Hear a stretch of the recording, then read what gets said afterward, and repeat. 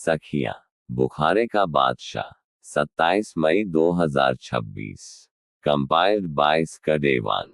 हम सोना, तुम किया सुनारा, तावे धनी सा नाम तुम्हारा। संत दादू दयाल। बुखारा के बादशाह इब्राहिम अधम को परमार्थ का शौक हुआ। वह फकीरों की तलाश में रहने लगा, लेकिन ऐशो आराम की जिंदगी भी जीता रहा। उसकी सेज सवा मन फूलों से तैयार होती थी। एक दिन उसने अपने 2 मंजिला मकान के ऊपर देखा कि 2 आदमी घूम रहे हैं। पूछा, भाई कौन हो? उन्होंने कहा, हम सारबान हैं। कैसे आए? कहने लग कि हमारा ऊंट खो गया है। तब बादशाह ने कहा, कभी ऊंट भी महल की छत पर आते हैं। जवाब मिला, कभी परमात्मा भी सवा मन फूलों की सेज पर मिलता है।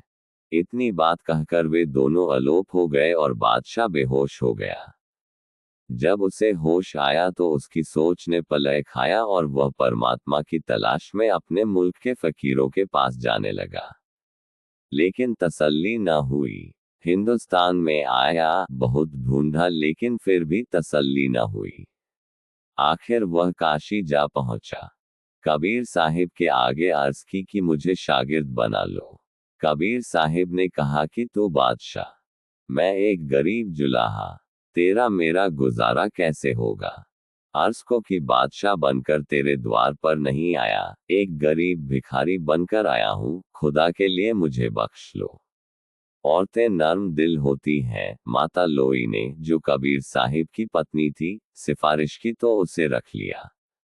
बादशाह जुलाहे के घर नलियां बटने और ताना तनने का काम कसे लगा। 6 साल गुजर गए। एक दिन माय लोई ने कबीर साहिब से कहा कि यह बादशाह और हम गरीब जुलाहे, जो हम खाते हैं वही खाकर यह चुप रहता है, इसको कुछ दो। कबीर साहिब ने कहा कि अभी इस हृदय निर्मल नहीं हुआ। माय लोई ने कहा, जी, इसकी क्या परख है? रूखी सूखी खाकर यह हमारी सेवा करता है, हुक्म मानने से इनकार नहीं करता, इसका हृदय कैसे निर्मल नहीं? कबीर साहिब कहने लगे, अच्छा ऐसा करो, घर का कूड़ा करकट लेकर छत पर चढ़ जाओ, मैं इसको बाहर भेजता हूँ। जब ये जाने लगे तो सिर पर डाल देना और पीछे हटकर कान लगाकर सुनना कि क्या कहता है। जब माय लोई ऊपर गई तो कबीर साहिब ने कहा, बेटा, मैं कुछ बाहर भूल गया हूँ, उसे अंदर ले आओ। जब वह बाहर गया तो माय लोई ने कूड़े करकट का टोकरा सिर पर डाल दिया और आप पीछे हटकर सुनने लगी। वह गुस्से में बोला, अगर होता बुखारा तो जो करता सो करता। माय लोई ने आकर कबीर साहिब को बताया कि जी, ऐसा कहता था।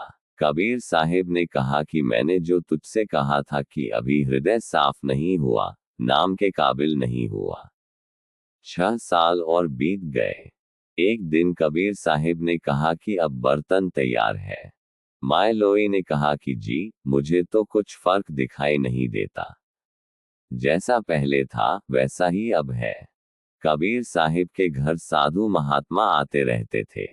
कई बार ऐसा मौका आता कि खाने पीने को कुछ नहीं होता था तो भुने हुए चने खाकर ही सो जाना पड़ता था। माय लोई ने कहा कि जिस तरह वह पहले हमारे हुक्म से इनकार नहीं करता था, अब भी उसी तरह है। जो कुछ हम देते हैं वही खा लेता है।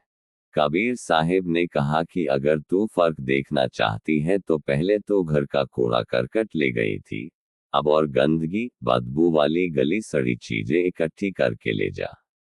जब गली से निकले, इसके सिर पर डाल देना। माय लोई ने ऐसा ही किया। जब बादशाह बाहर निकला तो माय लोई ने वह जो एक ठीकी हुई गंदगी थी उसके सिर पर डाल दी। बादशाह हंसा, खुश हुआ, उसका मुंह लाल हो गया। वह कहने लगा, शाबाश डालने वाले, तेरा भला हो। यह मन अहंकारी था, इसका यही इलाज था।